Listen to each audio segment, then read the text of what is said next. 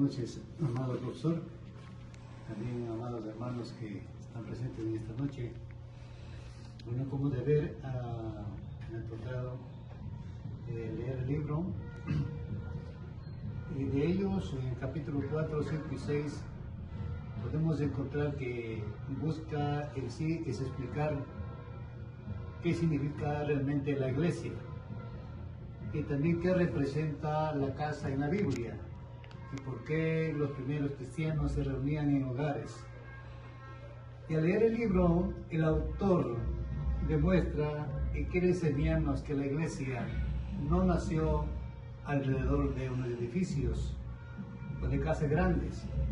A lo contrario, demuestra que la iglesia nació alrededor de personas que siguieron a Jesucristo, que pusieron su corazón y su fe en el Señor y vivían como familia espiritual, como familia cristiana.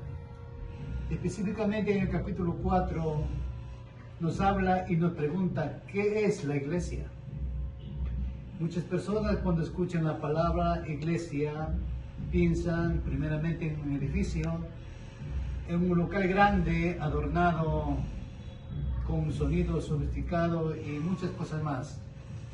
Entonces, y cuando nosotros hablamos realmente de lo que es una iglesia, debemos entender que no significa una denominación, que no significa ni un credo religioso. Sin embargo, la Biblia aclara y nos dice que la iglesia es la comunidad de creyentes, aquellos que hemos creído en el Señor Jesucristo, hemos entregado nuestro corazón al Señor y hemos dejado que Él gobierne nuestra vida, y cada uno de nosotros llegamos a ser esa iglesia que Dios quiere, que hemos sido llamados por medio del Señor Dios Todopoderoso para que sigamos a Jesucristo. Entonces, en el capítulo 4 encontramos puntos muy importantes. Uno de ellos es que la iglesia son personas, no son edificios. Y la palabra griega para iglesia es la palabra eclesia, que significa los llamados o también los convocados a una asamblea. Entonces, entendemos que no es una construcción física. El segundo punto importante que encontramos ahí es también que la iglesia pertenece a Dios.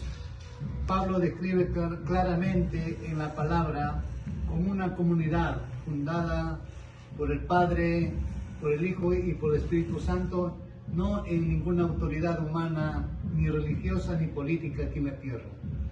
También el tercer punto nos habla que todos tienen un lugar en la iglesia, a diferencia en la sociedad antigua, en aquella época, donde solo existían muchas divisiones sociales. En cambio, la iglesia ha tomado en cuenta y recibe a toda clase de personas, de toda lengua, nación y raza, así transformando sus vidas y sin mirar la condición económica ni social de aquellas personas. El punto 4 que nos habla el libro es que la iglesia supera barreras y razas, géneros, mientras las sinagogas tenían privilegios y solo unos podían llegar y ser autoridad dentro de las sinagogas. La iglesia abre las puertas a todo tipo de personas, hombres y mujeres y niños que quieran seguir a Jesucristo y tener un compromiso a través de la palabra con el Señor Jesucristo. Así formando una comunidad de cristianos, así formando la iglesia. Entonces podemos entender, según el autor de este libro, que cada uno de nosotros, cada creyente es la iglesia. Y cuando nos juntamos, esa comunidad, somos la iglesia que adoramos al Señor, Dios Todopoderoso. Entonces, principalmente nos enseña este libro de que la iglesia es el pueblo de Dios. Y nos hace entender que nuestra identidad o la identidad de los cristianos no depende de un templo o de una sinagoga, sino que la presencia de Dios, del Espíritu Santo, se manifieste en esas reuniones. Ahora el capítulo 5 hace una pregunta y dice, ¿qué es la casa? La casa no es solamente un lugar físico.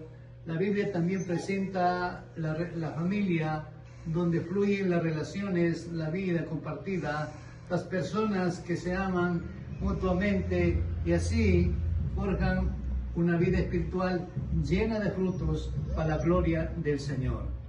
Y como punto 1, la casa es un espacio de convivencia. La casa, los hogares, las personas viven juntos y así participan de la enseñanza, del discipulado, y vemos cómo crece la familia cuando se une y adora al Señor en las casas. Segundo punto, en el Antiguo Testamento la casa era el templo. La expresión casa de Dios significa la sinagoga, donde la gente se reunía a estudiar y a leer la Escritura los días sábados. Y tercer punto, en el Nuevo Testamento ocurre un cambio importante. En este sentido, ya no es el templo, la sinagoga, la casa de Dios, sino es cada persona que se acerca y honra a Jesucristo en su corazón. Tercer punto, en el Nuevo Testamento ocurre un cambio importante. Entonces los creyentes ahora son la casa donde Dios habita y donde Dios vive, principalmente en aquellos corazones que le aman y que le abren las puertas cada día para que Él se manifieste. Entonces ahí es donde Dios vive, así que recordemos que cada uno de nosotros somos esa casa, esa habitación donde Dios quiere morar, y si nosotros somos esa casa donde Dios vive, tenemos que tener amor, reverencia, respeto y honrarlo a Dios Todopoderoso, sabiendo que Él vive en nuestros corazones. Cuarto punto, vemos cómo Jesús enseña usando imágenes familiares. En el Nuevo Testamento vemos cómo Jesús entraba y habitaba en los hogares, y así que podemos ver que la iglesia en casa es muy importante porque ahí hay crecimiento, porque ahí podemos discernir, estudiar la palabra, hacer preguntas, analizar la Escritura y también podemos adorar. O sea que podemos decir que bíblicamente reunirnos en las casas, hacer estudio bíblico y también meditar y adorar al Señor es lo que nuestro Señor Dios Todopoderoso así lo quiere. Punto 1.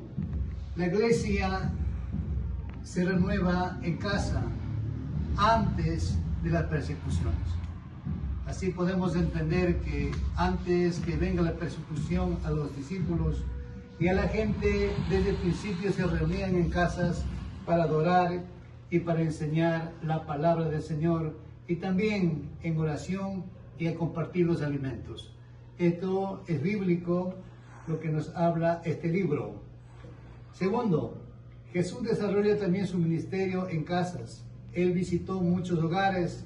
Encontramos en la Biblia donde Él participó en enseñanza bíblica en la casa de María, de Marta, en la casa de Zaqueo, de Mateo, y fueron en los hogares donde se manifestó el reino de Dios grandemente.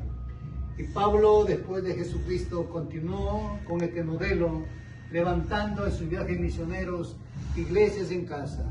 Él estableció muchas iglesias, como ejemplo en la casa de Lidia, de Priscila, Aquila, de Filimón y muchos otros en Asia, donde él fue fundando iglesias en casa. Entonces es un fundamento bíblico que se haga la adoración en los hogares, en las casas, porque para el Señor es muy importante, y cuando nos reunimos todos podemos vivir una vida cristiana victoriosa, y así vamos a seguir adelante en el nombre de Jesucristo. Que Dios les bendiga, mis amados hermanos y amado pastor. Este es el deber que ha sido asignado a estudiante Hugo Weiss. Muchas gracias.